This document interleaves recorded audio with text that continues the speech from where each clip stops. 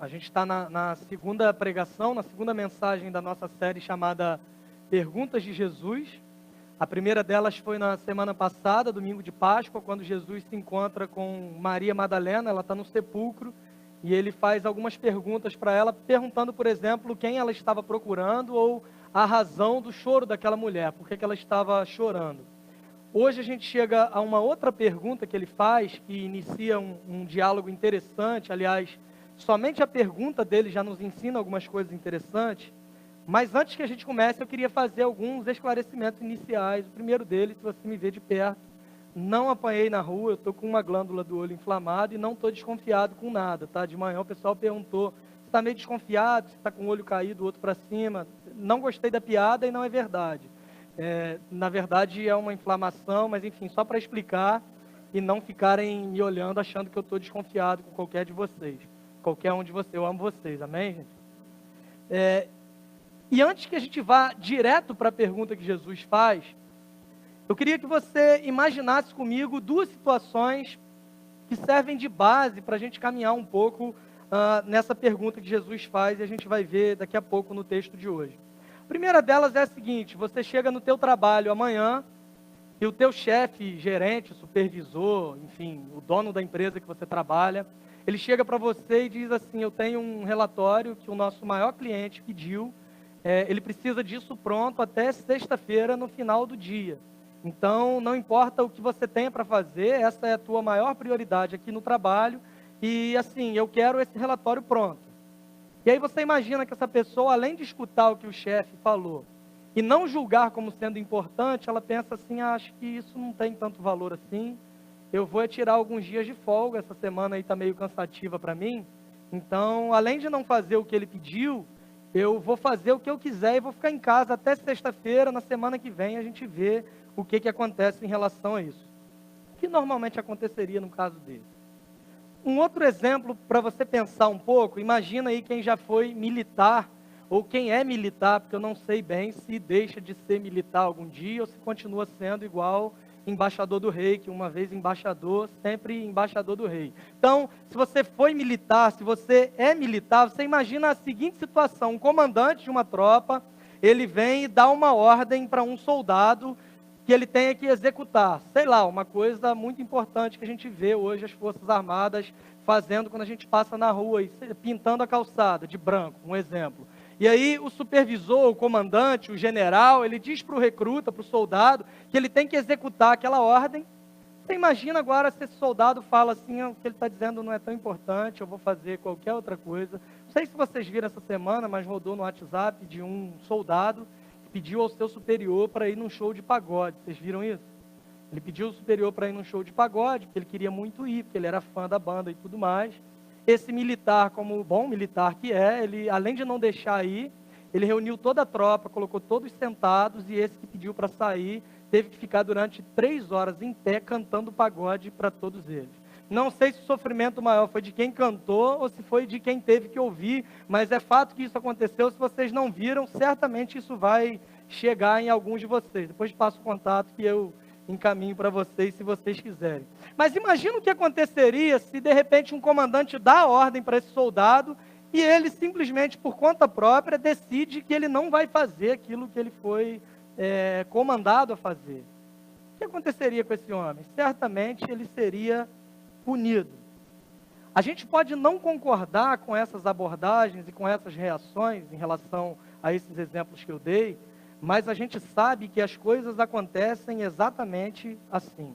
E se você, concordando ou não com isso, é um funcionário que preza pelo teu trabalho, concordando ou não, se você recebe uma ordem, um pedido, você vai acabar cumprindo, porque afinal de contas você quer manter o seu trabalho.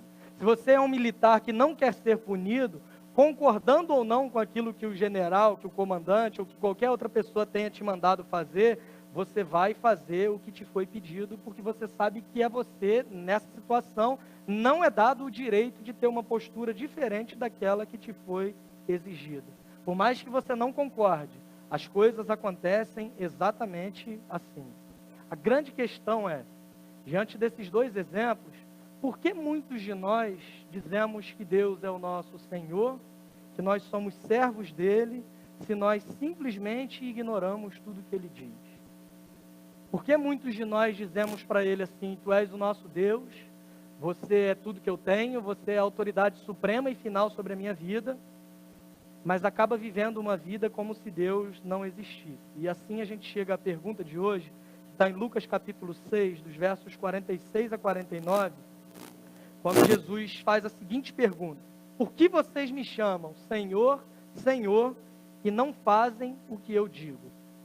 Lucas capítulo 6, dos versos 46 a 49, a gente vai projetar o texto, mas antes que a gente leia esse texto, eu quero te fazer uma primeira pergunta.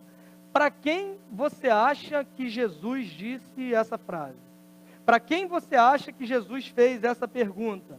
Certamente para os fariseus, para os publicanos, para os religiosos. A resposta é não.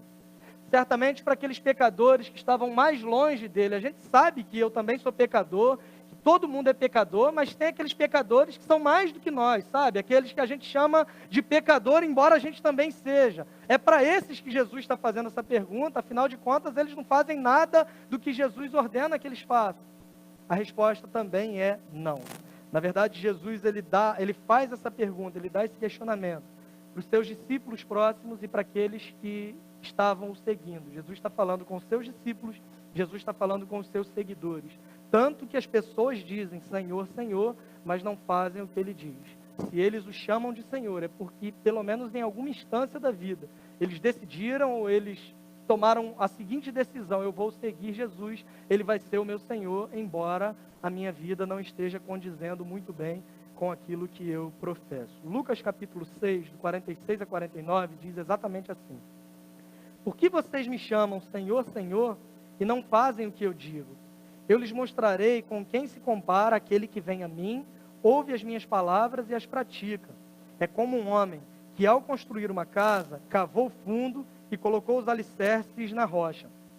Quando veio a inundação, a torrente deu contra aquela casa, mas não a conseguiu abalar, porque estava bem construída. Mas aquele que ouve as minhas palavras e não as pratica, é como um homem que construiu uma casa sobre o chão sem alicerces.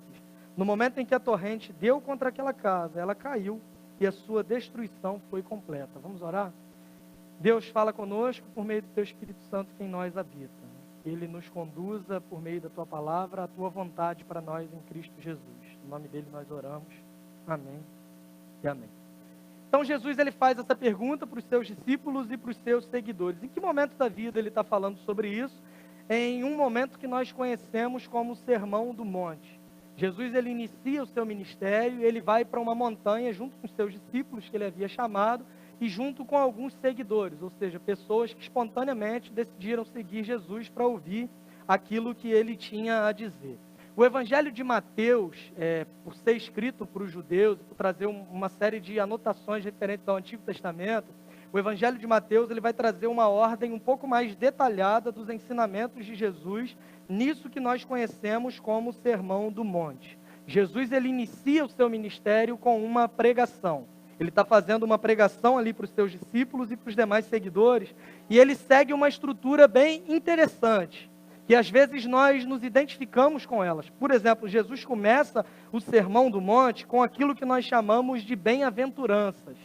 É um ensino de Jesus que nós gostamos de ouvir. Bem-aventurado significa feliz. Bem-aventurado, em algumas versões, vai estar traduzido como é feliz o homem que... E ele dá alguns ensinamentos baseados nisso. Ele vai dizer, por exemplo, que bem-aventurados são aqueles que sofrem. E a gente começa a achar legal esse ensino de Jesus, porque nós acabamos nos identificando com essas palavras dele. Bem-aventurados os que sofrem. Se você é botafoguense, como eu sou, você já se identificou de cara. Mas Jesus continua dizendo, bem-aventurados os que sofrem, bem-aventurados são também aqueles que choram, nós aí de novo, bem-aventurados os misericordiosos, bem-aventurados os puros de coração, bem-aventurados os pacificadores, ou seja, aqueles que lutam pela paz. E aí nós achamos esse ensinamento de Jesus fantástico. Que homem sábio, que homem inteligente. Ele começa a falar e dá razões, explicando à luz do Evangelho por que aqueles que sofrem, aqueles que choram, os misericordiosos, eles são felizes. E Jesus explica que é porque os valores do reino de Deus são outros. os que choram são felizes, porque os que choram serão consolados por ele. Os que praticam a justiça são felizes, porque eles serão chamados de filhos de Deus. E ele traz esses ensinamentos interessantes para os seus discípulos. Só que logo em seguida ele começa a dar para os discípulos algumas responsabilidades que são inerentes àqueles que dizem servir e seguir a Jesus. Por exemplo, ele vai dizer para os discípulos que diante dessas bem-aventuranças, ele vai dizer, olha, os meus discípulos, eles devem ser, por exemplo, sal da terra e luz do mundo. Não sei se você já ouviu essa expressão, mas essa é uma fala de Jesus também no Sermão do Monte. Logo em seguida, ele vai dizer para os seus discípulos que tinham já um pano de fundo, que traziam uma bagagem religiosa do Antigo Testamento, de toda a lei, e talvez estivessem confusos, pensando, mas que papo é esse? Será que essa é uma história nova, que é contrária à lei que nos ensinaram? Será que esse ensinamento novo é totalmente oposto àquilo que nós ouvimos durante toda a nossa vida? E Jesus vai e se antecipa diante dos discípulos, ele fala o seguinte, olha, não pensem que eu vim para abolir a lei. Muito pelo contrário, eu vim para cumprir toda a lei. E Jesus passa a dar a sua interpretação acerca da lei. E ele apresenta, por exemplo, alguns elementos éticos, como um cristão deve entender o homicídio, como um cristão deve entender o adultério e uma série de coisas mais. Primeira coisa que nós aprendemos com Jesus quando olhamos para o Sermão do Monte é que Jesus não era esse cara politicamente correto que tentam nos vender. Jesus não era esse discurso paz e amor, como se ele fosse quase um hippie que não se preocupasse com a sua vida de pecado. Jesus não era esse cara 100% do bem, não que ele não fosse 100% do bem, mas essa imagem que tentam nos passar de que ele era alguém boa praça, que não se importava muito com a vida de pecado dos outros, mas ele simplesmente falava palavras bonitas, independente de como seria a conduta do outro. Jesus não era essa pessoa que tentam nos vender como sendo simplesmente um mestre muito inteligente, que trazia discursos para agradar os outros. O compromisso de Jesus nunca foi com os seus seguidores para que eles saíssem e se sentissem bem, e se sentissem melhor. O compromisso de Jesus era ensinar pessoas a serem de fato discípulos dele. Era ensinar pessoas de fato a seguirem o que Deus queria que eles seguissem. Tanto que em alguns momentos de Jesus, que às vezes parecem ignorar, é óbvio que ele traz lições interessantes, ele abraça o pecador, ele ama o pecador, mas muitas situações nós acabamos ignorando, como por exemplo, quando ele entra no templo e ao invés de entrar com uma palavra bonita, jogando o coração e ursinhos carinhosos para todo mundo, ele entra derrubando tudo, porque eles estavam fazendo da casa de Deus um covil de ladrões. A gente vê Jesus com um discurso duro, por exemplo, para os seus seguidores, dizendo, vocês só me seguem por causa dos milagres que vocês veem. Vocês estão me seguindo para comer o pão que eu multiplico. Vocês estão me seguindo para verem esses sinais que estão acontecendo. E aí os seguidores eles começam a sair um por um, até que Jesus vem com outra pergunta, que é um spoiler já de uma pregação lá na frente, quando ele diz para os seus discípulos assim, vocês também não querem ir embora? Ele está sendo duro, ele está sendo rígido. Ao que Pedro responde, para onde iremos nós, se só tu tens as palavras de vida eterna. O Jesus que tentam pintar para a gente como um ser politicamente correto, preocupado somente com o nosso bem-estar, não é o Jesus que está descrito na Bíblia.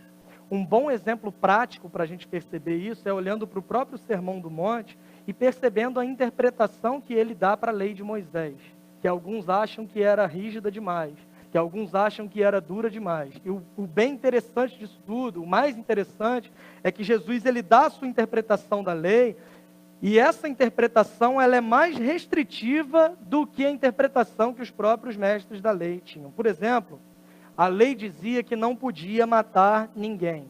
E Jesus vai dizer isso para os discípulos. Vocês ouviram desde o princípio que vocês não podem matar. Ele cita lá os 10 mandamentos quando ele fala não matarás.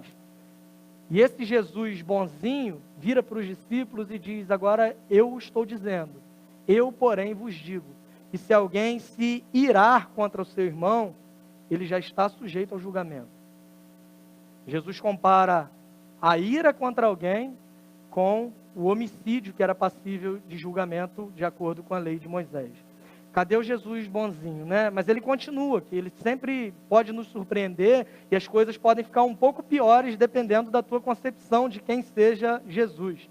Jesus vai dizer para os discípulos, Vocês ouviram desde o princípio, não adulterarás. Ou seja, vocês não podem ter um caso fora do casamento de vocês, porque isso é pecado. E Jesus vira para os discípulos e diz: agora eu estou dizendo o seguinte, se alguém olhar para uma outra pessoa com uma intenção impura, já adulterou no coração. Os padrões de justiça que Jesus Cristo apresenta são muito mais elevados do que os padrões de justiça que a própria lei de Moisés, tida por alguns como sendo muito restritiva, ela apresenta. O que Jesus está fazendo, na verdade, ele está tirando o pecado do campo das ações e está mostrando que com ele nós somos julgados por meio das intenções e das motivações. Pecado não é só aquilo que nós fazemos ou deixamos de fazer. Pecado é a motivação que está dentro de nós, que não pode ser conhecida por absolutamente ninguém, que nos leva a fazer aquilo que nós fazemos. O que Jesus está dizendo para os discípulos é simples: não tentem me enganar, não tentem ser falsos comigo, dizendo que vocês são bons demais, porque vocês nunca mataram ninguém, mas vocês estão vivendo uma vida de ira, de raiva, de maledicência contra o seu próximo. Não tentem me enganar, dizendo que você nunca teve um caso fora do casamento, por exemplo, sendo que você vive com intenções impuras e está mergulhado em um mar de pornografia, por exemplo. O que Jesus está falando para os discípulos é exatamente isso, que não importa simplesmente aquilo que você faz, mas importa o que está dentro do seu coração, porque Ele conhece as nossas ações, mas Ele conhece também as nossas intenções e as nossas motivações. Jesus da Bíblia é um Jesus muito diferente desse Jesus que tem sido pintado por aí. Se você está assustado, eu queria que você acalmasse o seu coração, porque vai ficar pior com toda certeza. Quando ele faz essa pergunta para os seus discípulos, na verdade o que ele está fazendo, ele está questionando os seus discípulos acerca de um fato. Eles professam uma coisa e eles agem de forma diferente àquilo que eles professam. Eles dizem Senhor, Senhor, ou seja, com as suas palavras, eles reconhecem a autoridade final de Deus sobre a vida deles, mas com as atitudes, eles vivem como se Deus não existisse. É o que o Augusto Nicodemos, por exemplo, chama de o ateísmo cristão, que é aquele que se diz cristão, diz que acredita em Deus, mas vive uma vida à parte dele como se ele sequer existisse. É exatamente esse o questionamento que Jesus faz para os seus discípulos, para os seus seguidores, dizendo: por que vocês me chamam Senhor, Senhor, se vocês não fazem o que eu digo? Não faz sentido comparar uma afirmação com a outra. Ou vocês me chamam de Senhor, e eu sou de fato o Senhor sobre a vida de vocês, ou vocês decidem não fazer o que eu digo, mas também não me chamem de Senhor, porque não faz o menor sentido eu dizer que Ele é autoridade e viver uma vida como se esse Deus sequer existisse. Na verdade, em um determinado momento do seu ministério, em Mateus capítulo 15, versos 7 e 8, Jesus ele vai repreender também os fariseus e mestres da lei exatamente por isso. Ele vai dizer, por exemplo, que uma profecia que o profeta Isaías fez 700 anos mais ou menos antes do ministério dele começar, se cumpria nesses fariseus e mestres da lei, porque eles honravam a Deus com os lábios, mas o coração estava distante. O grande problema, irmãos, é como nós enxergamos alguns termos. O primeiro deles, que eu falei, que a gente tem a ideia errada acerca de quem Jesus era, a gente lê na Bíblia que Deus é amor, e isso é fato, isso não muda. Jesus nos ama e graças a Deus que isso não depende de nós, mas é pela livre vontade dele que ele decidiu nos amar. Graças a Deus por isso. E às vezes nós não conseguimos entender como esse Deus de amor traz para nós algumas falas e alguns ensinamentos que na nossa concepção não condizem com Deus que nos ama. Como um Deus que me ama pode querer, de certo modo, privar a minha liberdade? Como um Deus que ama os outros pode mandar alguém para o inferno? O grande problema é que o nosso conceito de amor ele está totalmente deturpado. O grande problema não é com o amor de Deus e não é com quem Jesus é. A grande questão é a imagem que nós temos do que é o amor. A nossa geração confunde amor com ausência de disciplina, por exemplo. A nossa geração confunde amor com deixar o outro fazer aquilo que ele quiser, mesmo que ele vá se dar mal. O cara está andando em direção a um precipício com os olhos vendados. E ele está andando. O nosso discurso de amor é o seguinte: deixa, ele é livre. Ele tem que tomar as decisões dele, ele tem que fazer as escolhas dele. E eu não posso interferir na liberdade dele, porque eu demonstro amor quando eu deixo que ele exerça a sua própria liberdade. Percebem que há um problema de entendimento acerca do que é amor? Talvez o maior ensinamento para a gente acerca do que é amor, e é uma comparação que a Bíblia faz para nós, dizendo que Deus, ele disciplina os filhos a quem ele ama. Se você tem filho, você sabe que em alguns momentos o seu amor não vai ser demonstrado por meio de palavras bonitas. Você sabe que em alguns momentos o seu amor não vai ser demonstrado por uma história legal que você conta para ele dormir no fim do dia. Em alguns momentos o seu amor vai ser demonstrado por privar dele a liberdade que ele acha ter, para que ele possa caminhar e não sofrer consequências muito piores lá na frente. Você sabe que exercer a disciplina é também um gesto de amor. O grande problema é que quando nós olhamos para Deus, nós imaginamos esse ser ursinho carinhoso. Nós imaginamos esse Jesus paz e amor, que tem um discurso que não procura desagradar a minha forma de enxergar a vida. Mais uma vez, Jesus Cristo nunca teve compromisso com o bem-estar dos seus seguidores, mas ele sempre teve compromisso em ensinar pessoas comuns a se tornarem discípulos de um Deus que é extraordinário. A gente olha para o Evangelho muitas vezes e a gente entende o Evangelho como sendo alguns ensinamentos que Jesus dá que podem ser aplicados à nossa vida ou não. A gente confunde às vezes o Evangelho com uma mensagem que é motivacional, tipo aquela caixinha de promessas. Eu não sei se você tem aquilo, eu não vou pedir para você levantar a mão se você tiver. Eu vou pedir só para você jogar fora quando chegar em casa, em nome de Jesus, aquele negócio, que só trazem palavras que nos jogam para cima, que nos fazem bem. Você está mal, de repente você vai lá e tira um versículo que diz assim: você é escolhido e a tua vitória tem sabor de mel. Damares capítulo 4.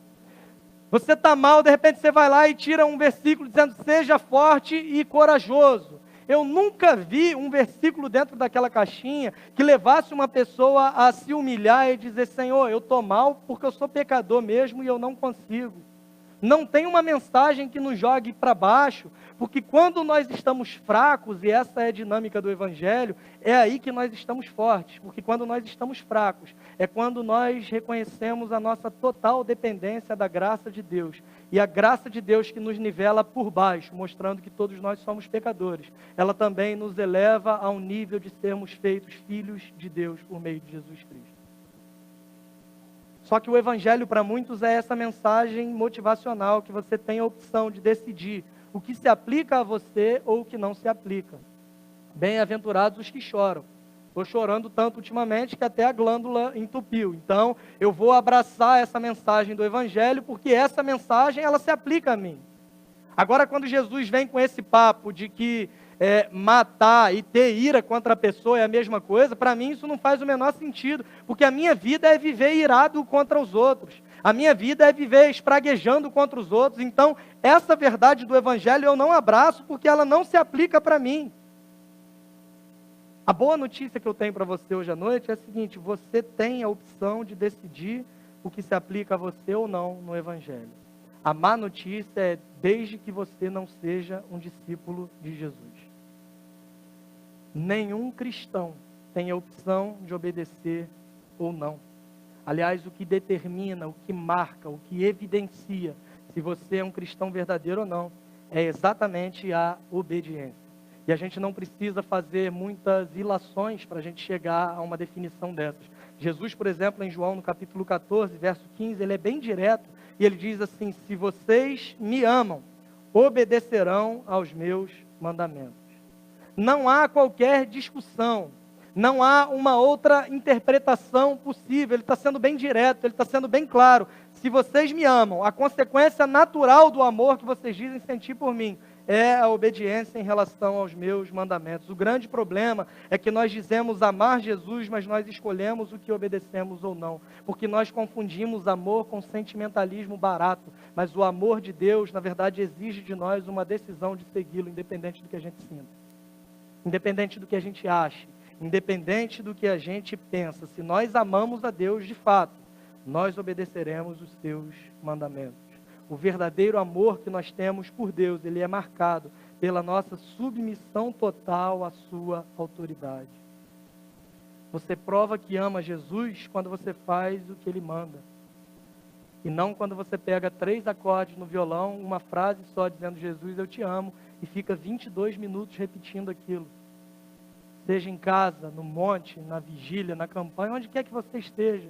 Se você sai, você pode até fazer isso, é o seu gosto. Não vou criticar o teu gosto musical, apesar de eu achar ruim, mas é a sua opção, é o seu direito, você pode fazer isso. Agora, se depois desses 22 minutos você desce do monte e segue sem obedecer o mandamento de Deus, não valeu absolutamente de nada, porque nós provamos o nosso amor por Ele quando nós nos submetemos à sua autoridade, não quando nós dizemos que amamos. Se lembre que Jesus conhece as nossas intenções e Ele conhece também as nossas motivações. Sobre isso, um dos pais da igreja, chamado Agostinho de Hipona, Santo Agostinho, pode ser que você já tenha ouvido falar sobre ele diz o seguinte: se você crê somente naquilo que gosta no Evangelho e rejeita o que não gosta, não é no Evangelho que você crê, mas em si mesmo. Se você crê somente naquilo que gosta no Evangelho e rejeita o que não gosta, não é no Evangelho que você crê, mas em si mesmo. Você vive assim, você não está professando uma fé no Cristo que venceu. Você não está professando uma fé no Evangelho, mas você está fundamentando a sua fé na sua capacidade de discernir o que é bom para você e o que não é bom para você. E o que Jesus está ensinando para os seus discípulos no Sermão do Monte, no início da sua caminhada, do seu ministério público, é o seguinte: ele está mostrando que não é permitido ao cristão criar ou definir uma forma particular de viver a vida cristã.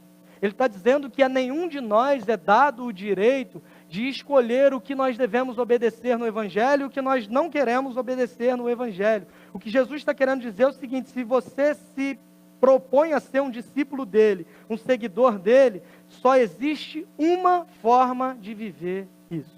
Só existe um jeito certo de viver o Evangelho. E se a mensagem do Evangelho que você ouve domingo após domingo, ela não tem moldado as tuas práticas e a tua forma de enxergar a vida, mas ela é uma mensagem que faz você sair daqui sentindo-se melhor, você simplesmente está perdendo o teu precioso tempo. Porque o Evangelho para nós não é uma mensagem comprometida com o nosso bem-estar. O Evangelho é o poder de Deus para a salvação de todo aquele que crê. O Evangelho não é uma mensagem de autoajuda ou motivacional que faz com que você sinta-se melhor numa segunda-feira estressante e cansativa. Mas o Evangelho é a lente pela qual nós enxergamos todas as outras coisas. O Evangelho não é uma mensagem de um guru renomado encontrado no seu livro lá nas prateleiras de mais vendidos. Mas o Evangelho é a mensagem do poder de Deus que salva pecadores e transforma pecadores de glória em glória, para que sejamos cada vez mais parecidos com Jesus Cristo. Essa é a forma de nós vivermos a vida cristã. Essa é a forma de nós enxergarmos a mensagem do Evangelho. E o que Jesus faz, ele faz algumas ilustrações, a partir do verso 47, que nos fazem entender um pouco melhor sobre as duas formas de viver diante dessa pergunta que ele faz para os seus seguidores. A partir do verso 47, ele vai dizer o seguinte: eu lhes mostrarei com quem se compara aquele que vem a mim, ouve as minhas palavras e as pratica. É como um homem que, ao construir uma casa, cavou o fundo e colocou os alicerces na rocha. Quando veio a inundação, a torrente deu contra aquela casa, mas não a conseguiu abalar, porque estava bem construída. Mas aquele que ouve as minhas palavras e não as pratica, é como um homem que construiu uma casa sobre o chão sem alicerces. No momento em que a torrente deu contra aquela casa, ela caiu e a sua destruição foi completa. Por meio dessa ilustração de Jesus e dessa comparação, a gente consegue perceber de cara dois fatos. O primeiro deles é que todos nós construímos alguma coisa. Independente do fundamento, independente da forma, se é certa, se é errada, o fato é que todos nós construímos alguma coisa. E o segundo fato que nós percebemos é que a tempestade, ela virá. A tempestade é uma realidade humana, ela é parte da realidade humana. A pergunta que se faz não é se a tempestade virá ou não. A pergunta que se faz é quando a tempestade virá. E agora ele apresenta para nós duas formas diferentes de enxergar a vida e de fundamentar a vida. A primeira delas são aqueles que constroem em fundamentos fracos. Fundamentos que são mais frágeis do que uma tempestade. E muita gente constrói a vida sem fundamento algum. Muita gente constrói a vida em algumas coisas que não servem para ser fundamentos. Por exemplo, até algumas coisas que nós consideramos boas. Família, por exemplo, é uma coisa boa, Filhos, casamento, emprego. Outros vão construir a vida usando como fundamento a si mesmo, a sua inteligência, a sua capacidade, as suas habilidades, os seus talentos, a sua aparência. Alguns fundamentam a vida nessas coisas que, em certo sentido, são até boas. São coisas boas, são coisas legais, mas são coisas que não servem jamais para ser o fundamento de uma vida. Como numa casa pronta que você entra e de repente vê um lustre bonito. E aí você olha para ele e percebe, nossa, que interessante, bonito, traz luz para o ambiente, acaba enfeitando também, que você entra e vê um negócio bonito. O lustre é uma coisa boa, certo? É um negócio bonito, é um acabamento interessante, é algo que traz beleza, leveza para o ambiente, enfim. Só que eu nunca vi ninguém usar um lustre como o alicerce da sua casa. Eu vou colocar o lustre aqui, estou cavando. Já vi colocar a Bíblia para fazer igreja. Não sei quantos já viram isso há muito tempo, tinha esse negócio aí. Colocar a Bíblia lá e afundar a Bíblia, coitado. Enfim. Mas eu nunca vi ninguém colocar um lustre para fazer dele o fundamento da sua casa.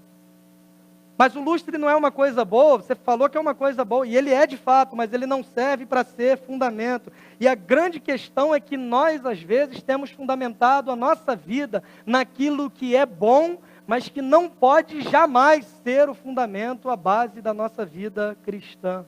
O grande problema não está nessas coisas, mas está no lugar que ela ocupa no teu coração. A grande questão não é que família, filhos, casamento e emprego sejam coisas ruins. Muito pelo contrário, são coisas boas, mas nenhuma dessas coisas pode ser o fundamento da nossa própria vida. Porque se qualquer uma dessas coisas ocupar o centro do teu coração, a tua vida vai ruir, a tua vida vai desabar. E eu não estou sendo aqui um profeta do caos, eu estou dando para você uma constatação óbvia, porque as tempestades fazem parte da realidade humana. O nosso fundamento deve ser mais forte do que a tempestade. Um exemplo sobre isso é Jó, por exemplo. Ficou bem redundante, mas um exemplo disso é Jó. Por exemplo, vou falar de novo. Jó, ele tinha muitas posses, ele tinha uma família grande, bonita, uma série de coisas.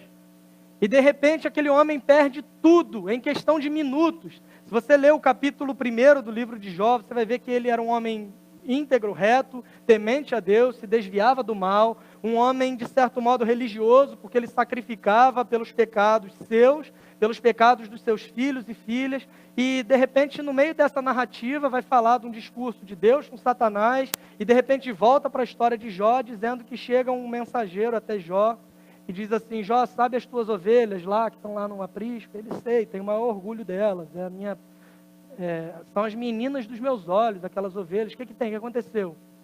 E ele fala assim, olha, vieram, eu não sei a ordem exata, mas vieram os amalequitas, por exemplo, levaram tudo, mataram até os pastores que estavam trabalhando para você no campo, só sobrou eu para trazer notícia. A Bíblia diz que enquanto esse ainda falava, veio outro e disse que deu uma chuva de fogo do céu e matou todos os bois. Imagina que cheiro maravilhoso de churrasco, que não deve ter subido diante da quantidade de boi que Jó tinha, mas ele não ficou feliz nesse churrasco. Esse churrasco para ele foi símbolo de destruição. E falou, olha, morreu até quem estava tomando conta, não sobrou nada, só eu para te trazer notícia. Talvez fosse melhor não sobrar nem ele, né? Porque como a Bíblia diz, aquilo que os olhos não veem, o coração não está na Bíblia, vocês estão melhorando a cada dia. E enquanto esse ainda falava, vieram outros trazendo notícias ruins, até que chega um e diz, Jó, os teus filhos e filhas estavam reunidos lá, os 10, celebrando, festejando, fazendo uma festa lá e tal. De repente desabou tudo, caiu tudo para lá e morreu todo mundo que estava na casa. Só sobrou eu para te trazer a notícia.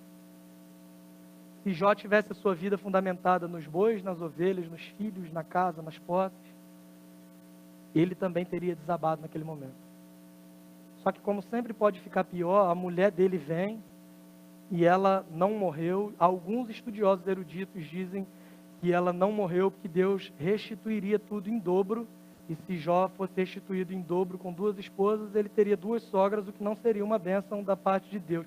Não sei se isso procede, mas é a opinião de alguns eruditos do hebraico, por exemplo, usando uma palavra específica ali para falar sobre isso. E essa mulher chega até Jó, já diante desse cenário, desse caos, e diz assim: por que você não amaldiçoa o teu Deus e morre? Aquele homem, naquele momento, ele dá uma declaração de quem tem a vida fundamentada onde tem que estar fundamentada. Ele diz assim: eu saí nu do ventre da minha mãe, eu voltarei para lá nu. Você aceitou o bem que Deus nos deu com muito prazer, só que agora o mal você não quer aceitar? Ele diz assim: em todas as coisas, bendito seja o nome do Senhor. A vida dele não estava fundamentada naquilo que ele tinha. A vida dele não estava fundamentada nas coisas boas que o próprio Deus tinha dado para ele. Mas o fundamento dele era mais forte do que uma tempestade e do que uma série de tempestades que ele enfrentou naquele momento. Lembrem-se que nesse mesmo Sermão do Monte, Jesus vai nos ensinar que a grande questão é como nós definimos as nossas prioridades. Ele vai dizer para os seus discípulos: não se preocupem quanto ao que vocês têm que comer, beber ou vestir, mas busquem primeiro o reino de Deus e a sua justiça, e todas as outras coisas vos serão acrescentadas. O que ocupa o centro do teu coração? O que está no topo da tua lista de prioridades? O que Jesus está ensinando por meio dessa pergunta e dessa comparação é que não existe nada mais importante na vida de um cristão do que o próprio Cristo. Olhem para o que Jesus diz em Mateus, no capítulo 10, verso 37. Ele fala: quem ama seu pai ou sua mãe mais do que a mim, não é digno de mim. Quem ama seu filho ou sua filha mais do que a mim, não é digno de mim. Esse Jesus aqui não está muito bonzinho. Esse Jesus aqui não está muito legal. Ele está dizendo para mim que eu tenho que amar mais a Ele do que eu amo meu pai e a minha mãe. Ele está dizendo para mim que eu tenho que amar mais do que eu amo meu filho, que eu amo a minha filha. É exatamente isso. Os valores no reino de Deus, eles são outros. As prioridades no reino de Deus, elas são outras. O evangelho é a contracultura e a forma que nós demonstramos amar a Deus é por meio da obediência. Porque quando nós amamos mais o outro do que nós amamos a Deus, por incrível que pareça, a gente está amando o outro de forma imperfeita. O resultado disso é nós colocarmos expectativas irreais em cima do outro, expectativas que ele jamais será capaz de suprir e de atender. Por isso a gente vê uma série de problemas acontecendo. O pastor Isaltino falou sobre isso ontem no encontro de casais. Aliás, se você não foi, ontem acho que foi o melhor encontro de casais desde que a gente começou a se reunir, foi muito bom. Então, não perca a oportunidade nos próximos. Claro, você que é casado, né? Mas ele falava exatamente sobre isso, sobre essa questão de prioridade, de expectativas, que às vezes nós esperamos do outro não aquilo que ele pode nos dar, não aquilo que ele pode nos atender, mas uma idealização que nós fazemos. E normalmente é assim que funciona com o cônjuge. Você espera do seu marido que ele seja o Rodrigo Hilbert. Não dá. Não. Até porque você também não é a Fernanda Lima, certo? Você deposita expectativas que são irreais, que a pessoa é incapaz de cumprir. Na verdade, o problema não é com ele, é com a expectativa elevada que você coloca sobre essa pessoa. Irmãos, tem muita gente que faz isso com os filhos. Transfere para os filhos a frustração daquilo que eu queria ser e não consegui. Meu sonho era ser um jogador de futebol.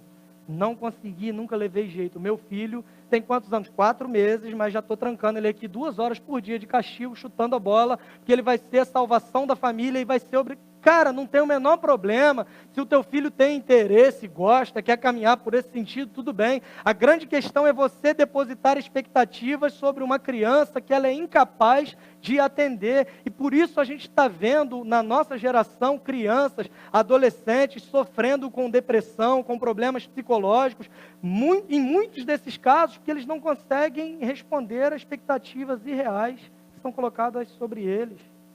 Não sei se vocês viram, mas a gente teve recentemente alguns casos de estudantes universitários cometendo suicídio, alegando pressão exagerada. E aí você pode achar, é exagero demais alegar uma pressão exagerada, mas não dá para você medir a reação do outro baseado na tua experiência. O que dá para a gente fazer é entender que não devemos depositar expectativas que são irreais em cima do outro.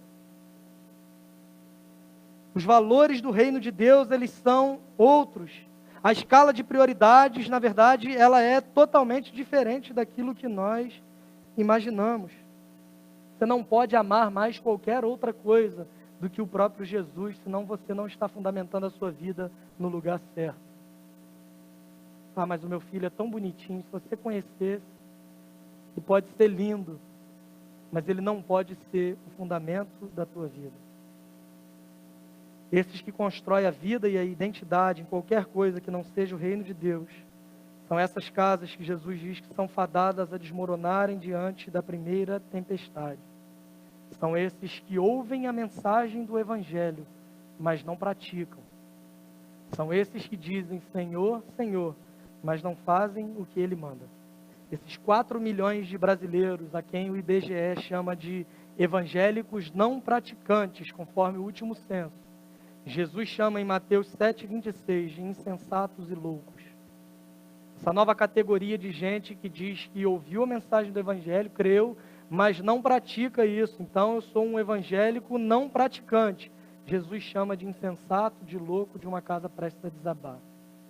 Graças a Deus há uma outra possibilidade, que são aqueles que constroem sobre o fundamento certo, que constroem sobre a rocha que é Jesus Cristo. Aliás, Paulo, escrevendo aos Colossenses, capítulo 2, versos 6 e 7, ele está fazendo uma afirmação acerca do seu trabalho para com aquela igreja, e ele diz que como cristãos nós devemos viver em Jesus, enraizados e edificados nele, alicerçados nele, fundamentados nele. Irmãos, Jesus é o nosso único fundamento, porque ele é a nossa rocha. Em Atos, no capítulo 4, diante do Sinédrio, que é um conselho de autoridades religiosas, estão de novo Pedro e João, e Tiago, que estava no barquinho na semana passada, continua lá no barquinho, e agora Pedro e João estão diante desse conselho de autoridades religiosas, quando eles são interpelados acerca de quem Jesus é, e Pedro faz uma brilhante apresentação e defesa do Evangelho. Ele vai resumir para aquelas pessoas o que é de fato o Evangelho. Fomos criados por Deus, estamos separados de Deus por causa do nosso pecado, e ele diz que agora há a possibilidade de sermos salvos por meio daquilo que Jesus Cristo fez. Agora Jesus ressuscitou, vencendo a morte, fazendo isso por nós. Pedro defende e apresenta para eles o que é de fato o Evangelho. Ele diz, esse Jesus que vocês mataram, ele morreu pelos nossos pecados, mas ressuscitou ao terceiro dia. Pedro vai dizer para aqueles homens, não há salvação em nenhum outro que não seja ele. Pedro vai dizer para aqueles homens, nós somos todos pecadores e incapazes de nos salvar, mas nós podemos ser salvos por meio de Jesus somente. E no verso 11, ele vai dizer para aquele conselho de autoridades religiosas, esse Jesus, a quem vocês crucificaram, é a pedra que foi rejeitada pelos construtores, mas que se tornou a pedra angular. Ele está fazendo uma referência ao Salmo 118. Ele está falando de uma pedra que dá base e sustentação para toda uma construção. Ele está falando que Jesus é o único fundamento verdadeiro e real. A pergunta que eu te faço, baseada na pergunta de Jesus, é: sobre qual fundamento você tem construído a tua vida? Jesus traz para nós algumas aplicações práticas nesse Sermão do Monte mesmo, em Mateus 6, você pode ler em casa depois. No verso 1 ao verso 4, ele vai dizer, por exemplo, para não praticarmos o bem para sermos vistos. Ele está falando de pessoas que até fazem o bem, mas fazem com a motivação errada. Elas fazem o bem, mas não fazem pelo bem do outro, elas fazem pela sua própria imagem. Elas fazem o bem e postam no Instagram para ganhar curtidas, porque o que importa para elas não é o bem do outro de verdade, mas é como vão me ver diante dessas ações que eu faço. E Jesus censura isso, dizendo que tanto o cristão que não faz o bem, quanto o cristão que faz o bem, mas com a motivação e a intenção errada, está construindo sem fundamento. Isso revela onde está fundamentada a tua vida. Isso revela se você faz pelo outro e para agradar a Deus, ou se você tem a sua própria imagem como sendo um ídolo, que importa mais para você a forma como os outros te veem do que a forma como Deus te vê. Jesus vai dizer, entre os versos 5 e 18 de Mateus 6, que a oração e o jejum também, eles não devem ser feitos para serem percebidos pelos homens, ou para sinalizar uma espiritualidade que é vazia. Há um exemplo do pecador e do publicano que estão orando, e Jesus está observando os dois orando, e um deles diz assim: Senhor, muito obrigado, porque eu não sou como esse homem aqui. Não sei se vocês já viram gente desse jeito. Mesmo na sua miséria e pecado, eles têm que achar um pior para ele se sentir melhor de alguma forma. E nós temos essa tendência de nos comparar sempre com o que é pior. Nós fazemos sempre isso. E aquele homem está fazendo isso em público, humilhando o outro que já era humilhado. Está dizendo, imagina a cena, você está numa praça e vê duas pessoas orando, e um deles dizendo: Senhor, obrigado, porque eu não sou como esse homem aqui. Imagina o outro orando triste, cabisbaixo, virar para o lado e falar: pô, aí também é demais, né? Mas aquele homem não, ele está batendo no seu peito, está dizendo: Senhor, tem misericórdia de mim, porque eu sou pecador. E Jesus vai dizer para os seus discípulos que esse segundo é que foi para casa justificado, porque a sua oração não estava fundamentada no quanto ele se achava bom.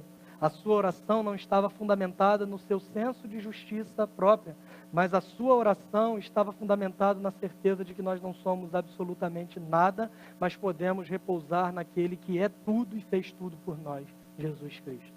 Aquele homem foi justificado, ele foi declarado justo diante de Deus, porque a sua oração revelava onde estava o seu fundamento. Por que você ora? Para falar para os outros? Estou orando por você. Por que você jejua? Ah, agora tem uma galera aí do jejum intermitente, né? Eu jejuo para perder peso, beleza, mas esquece isso.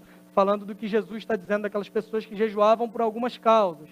Por que você jejua? Para ficar com aquela cara de doente e alguém perguntar: o que foi? Está com anemia? Você fala: não, estou jejuando pela tua vida, faz 3 dias que eu não como absolutamente nada. Cuidado, você pode morrer e ir para o céu jejuando. Ou não. Depende de onde está fundamentada a tua vida. Jesus está dizendo para os discípulos o seguinte: eu não me importo com as suas ações, se elas estão sendo produzidas por motivações erradas. As tuas ações, elas têm algum valor para o outro ou para quem quer que seja, desde que elas sejam resultado de uma vida que está fundamentada e construída no fundamento certo, que é sobre Jesus. Nos versos 19 a 24, Jesus vai dizer para os seus discípulos, por exemplo, em Mateus 6, que eles não deveriam ajuntar tesouros na terra, mas ajuntar tesouros nos céus. E ele conclui esse trecho dizendo: porque ninguém pode servir a 2 senhores, a Deus ou ao diabo. Não é isso que ele fala. Ele diz: a Deus ou ao dinheiro. Cristão, quando é materialista demais, Jesus não é o Senhor da vida dele. Cristão, quando é materialista demais, na verdade, ele está servindo a um Deus chamado dinheiro. E nós fazemos isso quando nós pautamos a nossa vida naquilo que nós podemos reter e não nas formas que temos para contribuir para o crescimento dos outros. E eu falo isso com muita tranquilidade, porque aqui a gente tem um discurso muito equilibrado em relação a finanças. A questão não é quanto você dá. A gente não faz aqui os que dão 100 vêm primeiro, os que dão 50 vêm depois. Isso é um discurso totalmente hipócrita, mentiroso, antibíblico. A questão não é essa. A questão não é o valor que você contribui ou se você pode servir na igreja, dependendo da sua contribuição ou não. Isso é ridículo, isso não é fundamentado nas Escrituras. Mas nós aprendemos também que a forma como nós administramos o nosso dinheiro revela quem é o Senhor do nosso coração. A forma como você administra as suas finanças revela se você serve a Deus ou ao dinheiro e revela onde a tua vida está fundamentada. Irmãos, um cristão que não tem compromisso financeiro com o reino de Deus, Jesus Cristo nunca foi Senhor da vida dele e ele está servindo simplesmente ao dinheiro. É impossível servir a Deus sem ter um compromisso financeiro com a sua obra, com o seu reino. Nós investimos naquilo que nós acreditamos e às vezes é muito triste constatar que há muitos que se dizem cristãos, mas não acreditam no Evangelho de Jesus.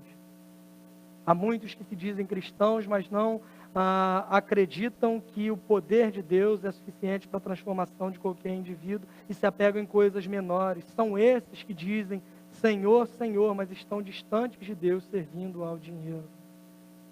Cristãos materialistas que estão construindo sobre fundamentos frágeis demais e que não entendem que os nossos recursos vêm do Senhor e os nossos recursos são para a glória de Deus. Nos versos 25 a 34, Jesus fala com seus discípulos sobre se preocupar demais com aquilo que é secundário. Não é só a forma que administramos o nosso dinheiro. A forma que nós administramos o nosso tempo revela também onde está fundamentada a nossa vida. John Piper tem uma frase interessante que é mais ou menos o seguinte: o Facebook, o Twitter, as redes sociais, elas vieram para mostrar lá no último dia que a gente não orou mais e não se dedicou mais a Deus por falta de tempo, mas porque nós não quisemos. Não sei se foram exatamente essas palavras que ele usou, mas se não foram, ele deveria usar essas. É mais ou menos o que ele quis dizer isso. Que às vezes nós gastamos tempo demais com aquilo que é secundário e deixamos de priorizar aquilo que de fato é importante. É a cultura do urgente, é a cultura do é para ontem. Tem que fazer por quê? Porque é importante, não porque é urgente. Por que é urgente? Porque alguém não fez quando era importante que outra pessoa fizesse. E nós nos acostumamos com essa correria desenfreada, com essa correria louca e deixamos de priorizar aquilo que é de fato importante. A forma como você escolhe uma carreira, por exemplo, reflete quem é o Senhor da tua vida. Às vezes você escolhe uma carreira com a motivação de ganhar bem. Quero ganhar dinheiro, então eu vou fazer isso, nem que é isso que eu quero fazer, porque eu quero ter uma vida tranquila. Outros têm uma motivação um pouco mais nobre e dizem assim: não, eu quero fazer aquilo que eu gosto, e se eu fizer de fato aquilo que eu gosto, eu vou estar satisfeito e vou estar feliz. Se você puder fazer aquilo que você gosta e que ganhe dinheiro e que ao mesmo tempo glorifique a Deus, é a melhor das opções, é a melhor das escolhas. Agora, se você tiver que escolher entre sentir-se bem e glorificar a Deus, onde você vai fundamentar a sua decisão? Onde você vai fundamentar a sua escolha? Você está preocupado mais com a sua aposentadoria tranquila? Paga a previdência privada, que o negócio está feio. Você está preocupado demais com a sua aposentadoria tranquila? Está preocupado demais com uma vida abastada no futuro? Ou você está preocupado em glorificar a Deus onde Ele te plantou e onde Ele te colocou hoje? Todas essas coisas refletem onde está fundamentada a nossa própria vida e o que nós consideramos como prioridade. Se é o reino de Deus e a sua justiça, para que as outras coisas sejam acrescentadas. Ou se nós estamos buscando todas as outras coisas e abrindo mão daquilo que é fundamental para nós, que é o reino de Deus. Graças a Deus que Ele nos chama a atenção por meio de Sua palavra. E hoje é tempo de você rever os teus fundamentos. Hoje é tempo de você olhar para dentro e talvez pedir perdão a Deus e dizer: Senhor, me ajude a ser uma pessoa mais sábia. Me ajude a edificar a minha vida em Ti. Me ajude a descansar no Senhor e Te honrar com toda a minha vida e com todas as decisões que eu tomar. Não simplesmente Te chamando de Senhor, Senhor, mas me submetendo à Tua autoridade em obediência. Deus nos ajude, em nome de Jesus.